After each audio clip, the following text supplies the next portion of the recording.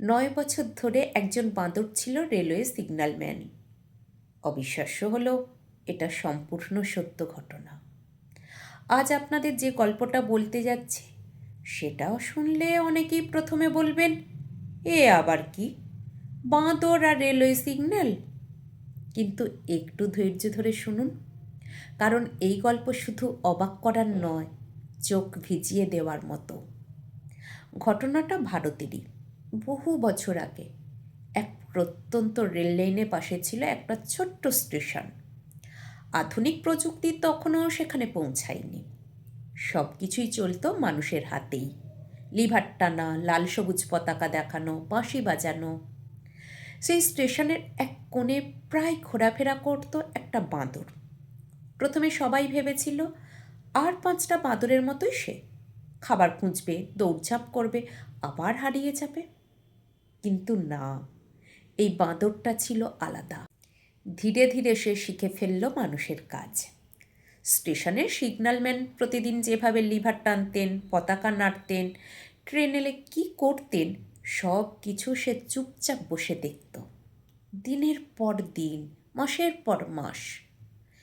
একদিন হঠাৎ করে দেখা গেল সিগন্যালম্যান একটু দূরে থাকতেই ট্রেন আসার সময় বাঁদরটা নিজেই লিভারের কাছে গিয়ে দাঁড়িয়ে পড়েছে।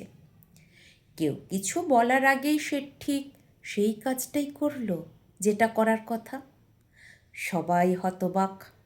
প্রথমে হাসাহাসি, তারপর অবিশ্বাস, তারপর ধীরে ধীরে ভরসা। 9 বছর ধরে বিনা বেতনে নিঃশব্দে দায়িত্ব পালন। এরপর যা ঘটল তা ইতিহাসে বিরল। এই বাঁদরটা টানা 9 বছর ধরে সেই স্টেশনে রেলওয়ে সিগন্যালের কাজ করেছে। ট্রেন আসলে সতর্ক সংকেত, ট্রেন চলে গেলে সিগন্যাল নামানো, সব কিছু নিখুঁতভাবে করেছে। এই 9 বছরে একটাও দুর্ঘটনা ঘটেনি, একটাও ভুল সিগন্যাল যায়নি। রেলকর্মীরাও স্বীকার করেছিলেন ও যেন শুধু বাঁদর নয়, আমাদেরই একজন সহকর্মী। চাওয়া পাওয়া শুধু এক মুঠো খাবার। সে কখনো বেতন চায়নি, চায়নি পদোন্নতি, চায়নি বাহবা। কেউ একটু কলা দিলে, কেউ বিস্কুট দিলে, এই ছিল তার পারিশ্রমিক। বাকি সব সে করেছে দায়িত্ববোধ থেকে। শেষটা সবচেয়ে কষ্টের। 9 বছর পর একদিন হঠাৎ করে সে আর এলো না। খোঁজ করা হলো, জানা গেল সে অসুস্থ হয়ে পড়েছিল এবং অল্প দিনের মধ্যেই মারা যায়।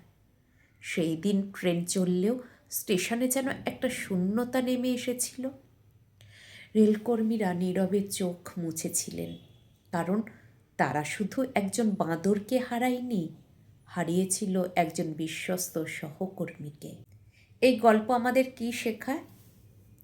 এই গল্পটা আমাদের শেখায় মানুষ হয়ে আমরা কতবার দায়িত্ব এড়িয়ে যাই, আর একটা পশু বিনা স্বার্থে, বিনা অভিযোগে 9 বছর ধরে নিজের কাজ করে যায়। দায়িত্ববোধ পদবি দেখে আসে না, কর্তব্য মন থেকে আসে। বিশ্বস্ততা প্রজাতি দেখে বদলায় না। এই গল্পটা যদি আপনার ভালো লাগে তাহলে আপনি এই গল্পটা সবাইকে শোনান, যাতে মানুষ জানে মানবিকতা শুধু মানুষের একচেটিয়া সম্পত্তি নয়,